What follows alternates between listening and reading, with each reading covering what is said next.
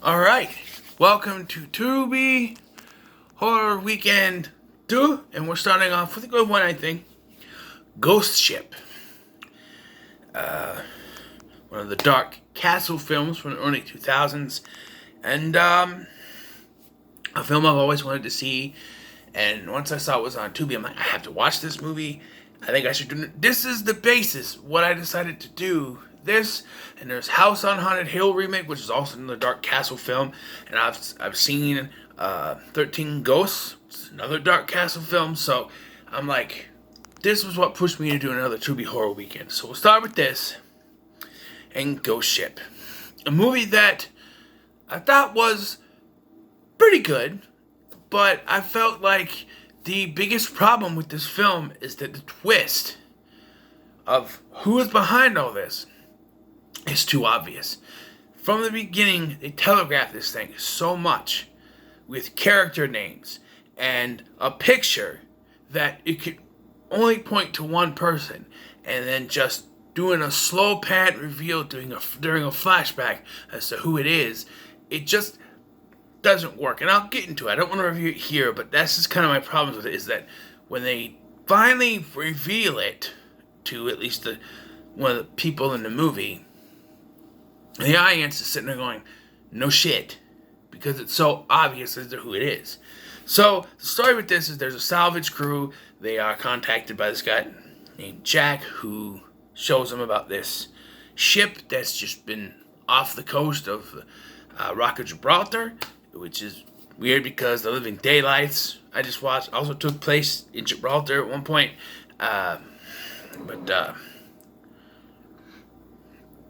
Asian D. Yeah, and so it takes this crew that has Gabriel Byrne, Isaiah Washington, Juliana Margulies, Carl Urban, and a couple other guys. One of them named Dodge, who's important later when I get to my complaints. He's a good character. I like all these characters. Some of the decisions they make, not so good. But they find this, they get to the ship. Oh, and Desmond Harrington plays Jack.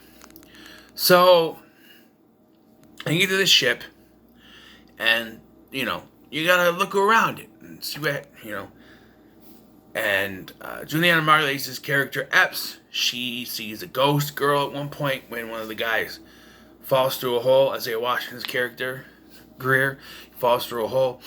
And Greer is the character that is going to die, because he keeps talking about how he's, when I'm going to take this job, he's like, man, I got a fiance I'm getting married to in a few days. I got to get back. First of all, if you're getting married to someone in just a few days, why are you out on a salvage ship?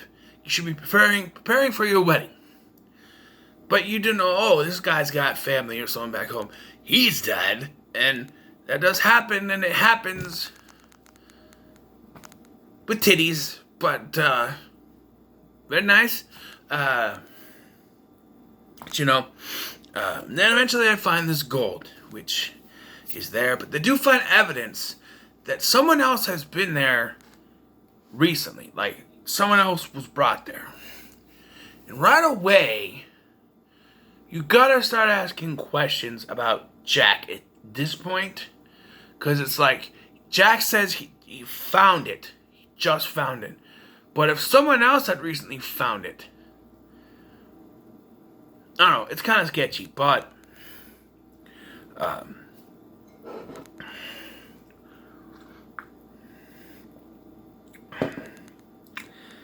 yeah, and this little ghost girl is actually the only good ghost on there. And I'm sitting there through most of the movie until they do the reveal of what happened. I'm just like, why are these ghosts evil? Except for her and seemingly the captain.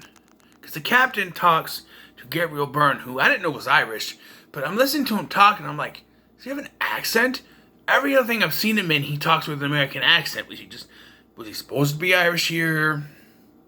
I don't know, but unless he just couldn't, I don't know, because he has an American accent, and Cool World came out before this, so I don't know, but he talks to the ghost captain, and we'll get to that scene because it's part of the problem, but people start dying. their tugboat explodes, which right away also tells you someone is sabotaging this.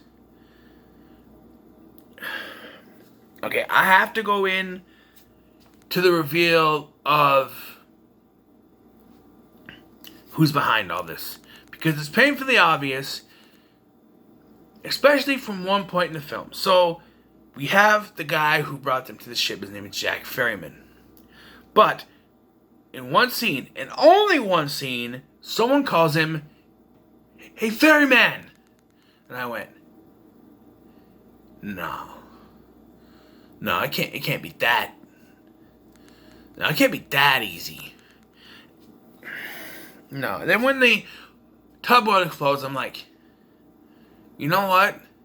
I think it is him, because who had sabotaged the boat? They're getting ready to just leave. There's no one else there. And then the picture thing comes in. The captain shows Gabriel Byrne the picture, and he sees it as if he knows who this person is, and goes to run to tell his people. From that point on, it is painfully obvious as to who it is. Because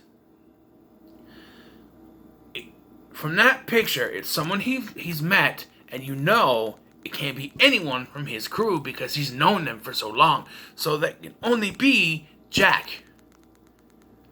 So from that point, you're like, oh, it's definitely Jack. And then they do the thing where Epps finds him drowned, and the picture floats out. You see the picture, or whatever. This is after they do a dramatic flashback thanks to Katie using her ghost powers.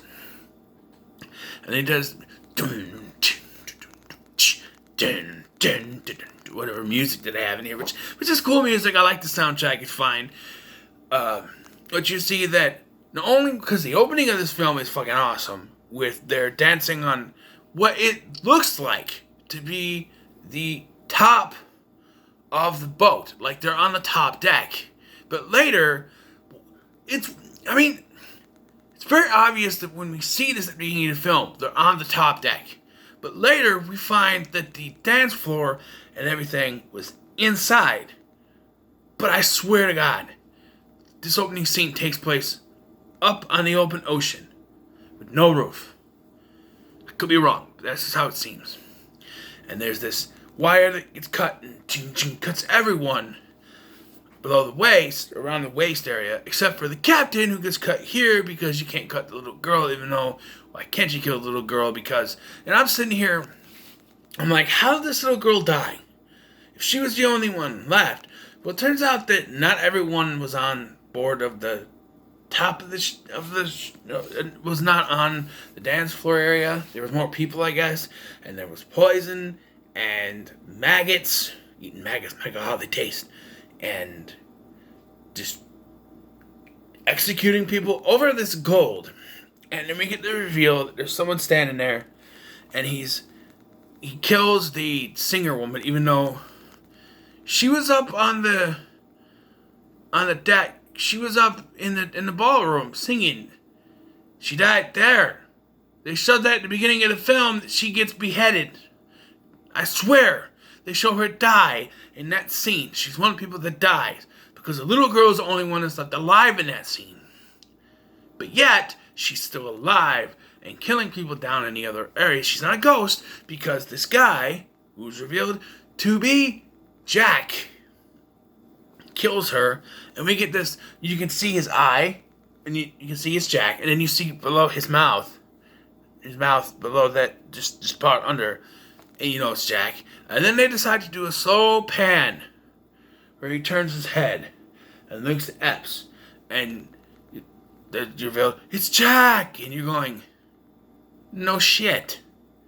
I figured that out when they call him Ferryman. If you don't know, his name is Jack Ferryman. If you don't know what Ferryman is someone who takes souls back to hell. So from the minute they called him Ferryman, I went, oh, he's collecting their souls. He's the bad guy. He's the one behind it. Because I'm smart. So from that point on, I knew Jack was behind it. I was just waiting for him to be revealed. What's worse is they just can't stop ruining the twist with this guy. It's down to Carl Urban, Dodge, him, Jack, and Epps. Epps goes to go after Carl Urban and tells Dodge to not let Jack out of her sight. Jack decides to break character and tells him he's spineless, so he's following her. And somehow there's a love connection between Dodge and Epps, which has never been seen before this. I mean, they hint at something between her and Gabriel Byrne, but then they say, oh, no, she's like a daughter to him, which comes in handy for the scene where she finds his dead body and she freaks out. I mean, she's really good in this movie. So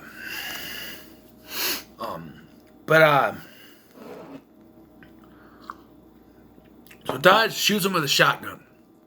And he's laying there. And he's laying like this, right? Laying like this, his head. And I'm like, don't do it. Don't do anything with the twitch or anything. All of a sudden, you'll see. With the eyes, just like that. And I'm like, oh. So now, in the next scene, when they show Dodge show up to talk to Epps, you know that's not Dodge. He showed him like, that's not Dodge. That's Jack. And then she's like, well, why aren't you asking about Punder, whatever Carl Urban's name in this? And he goes, oh, you got me. And he turns into Jack. I'm like, yeah, no shit. We know that. We're not stupid.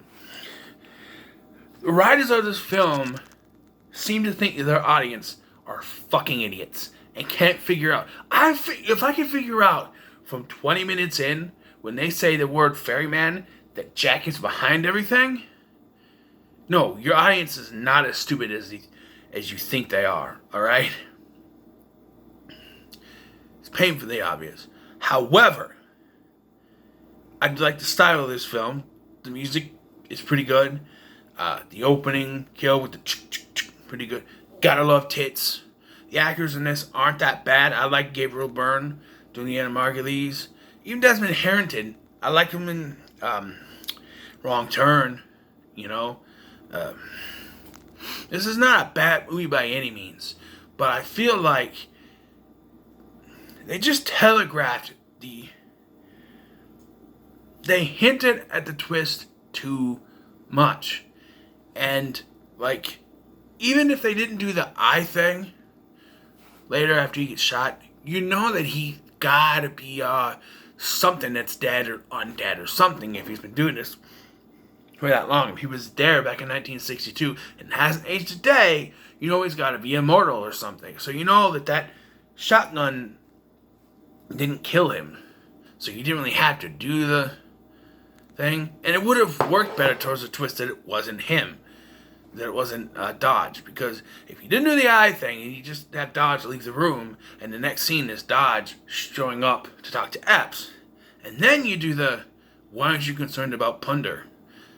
And then he turns and it's like, oh, okay. Sure. But you do the eye thing and you know that it's him anyway. You could kind of guess it would be him without that, but it's just like, once you do the eye thing, it's like, yeah, it's not Dodge. And then we get a big middle finger ending to this. The whole thing is that Jack tells her, you cannot blow up the ship, or I'll lose all my souls, and I'll get in deep trouble. She blows up the ship anyway, she's the only survivor. She gets picked up, and then as she's getting loaded into an ambulance, she sees people who I swear is the ghosts of her crew. I swear one of them is Dodge. I swear to God. Loading the gold, because the gold somehow survived, onto another ship. And then you see Jack standing there. So, what was the point of telling her not to blow up the ship? You're just gonna go on and do it again? You made it seem like her blowing up the ship was gonna ruin all of his plans. And it frees all the souls that were on the ship. But if it was such a big deal for her to blow the ship, why is he just gonna, oh, okay, I'll just go and do it again? Why make a big deal about it then? Doesn't make any sense to me. That's where the film ends, and I just went,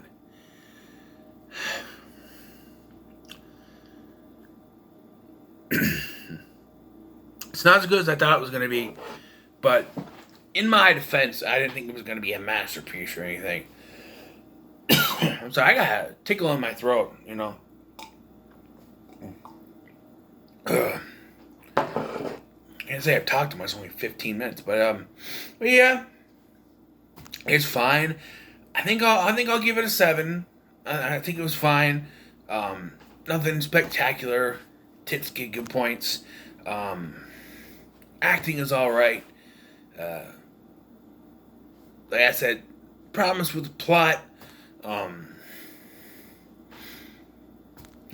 if everyone like he touches them and gives them some kind of mark that turns them evil, but Katie, that's the little girl ghost, and the captain are the only ones that aren't really affected. Because every other ghost we find there are, well, actually, the only ghost that we really see kill is the singer, which is the only one that we actually see him mark. But I don't know. It's fine. 7 out of 10. So, what are your thoughts on Ghost Ship? In the comments below. Make sure to like, share, and subscribe. Thanks for watching. I've been Scotty, and I'll see you in the next one. It's Tubi Horror Weekend 2 continues.